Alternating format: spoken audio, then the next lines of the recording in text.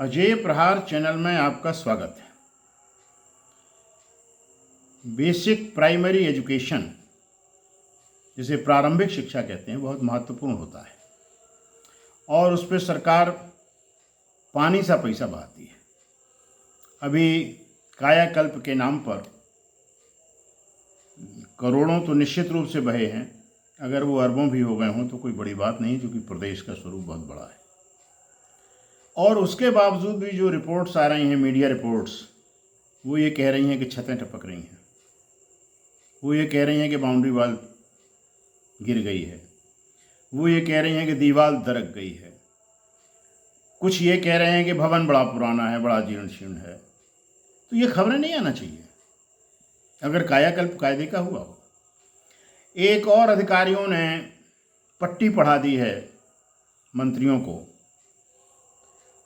कि भाई यहाँ पर तो छात्र संख्या बहुत कम है, तो इनको दूसरे स्कूल में मर्ज कर दिया जाए।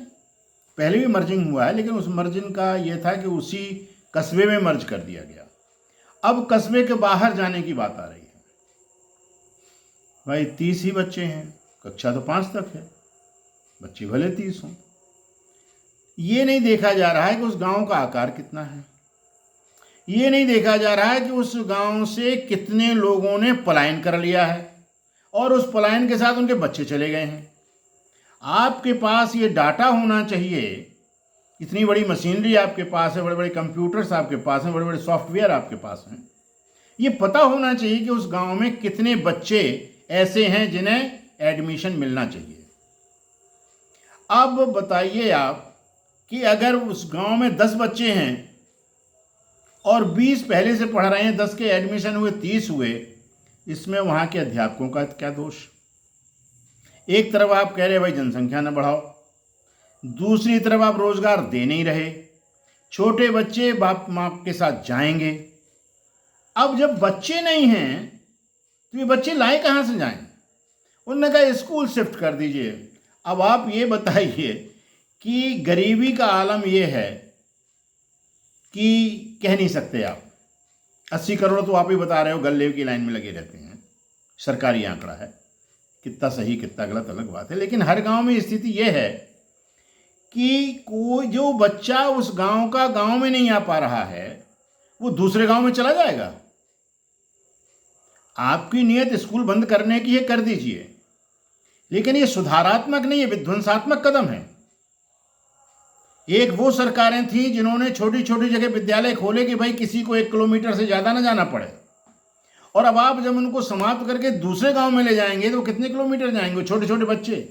कहीं आपके पास भेड़ियों का आतंक है, कहीं आपके पास अपराधियों की फौज है जो उधम कर रही है, कहीं गुंडे हैं, मवाली हैं जो रंजिश बच्चों पर निकालते हैं। ये बहुत से उदाहरण पड़े हैं। इन सब चीज़ों की अनदेखी करके प्रशासनिक अधिकारियों ने एक बड़ा फार्मूला निकाला कि जिस गांव में बच्चे कम हों उस स्कूल को बंद करके और दूसरे गांव में शिफ्ट कर दो और स्टाफ को वहां भेज दो। अरे कोई और तरीका निकालिए बंधुओं। और शासन है कि स्वयं की तो आंखें बंद हैं, पट्टी लगी है, बहुत साफ बात है।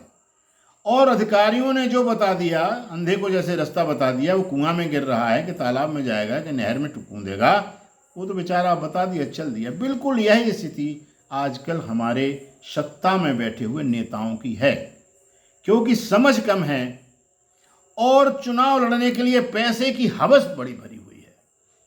अब ये सब चीज़ें एक साथ जब मिलेंगी तो घालमेल होगा, और घालमेल में हमने आपको बता दिया कि जो प्राइमरी एजुकेशन है उसको सुधारने के नाम पर बिगाड़ने की स्थितियां बन रही हैं, जो बहुत ही खतरनाक है।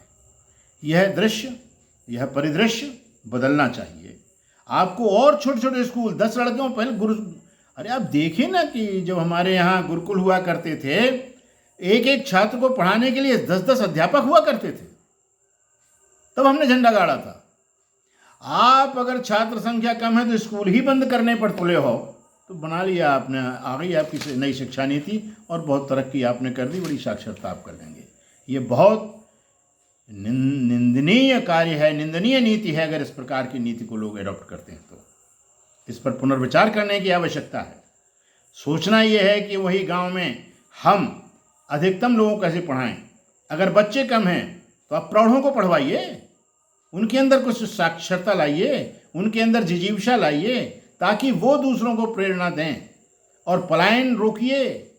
अगर पलायन नहीं रोकेगा तो बच्चे तो जाएंगे, बच्चे जहाँ जा रहे हैं वहाँ अलग से स्कूल खोलिए, तब आपकी वाहवाही होगी। बंद चल रहे स्कूलों को बंद करना ये सरकार का एक बेसिक एजुकेशन के लिए, प्राइमरी शिक्षा के लिए आत्मघाती कदम होगा, जिसे रोका जाना चाहिए।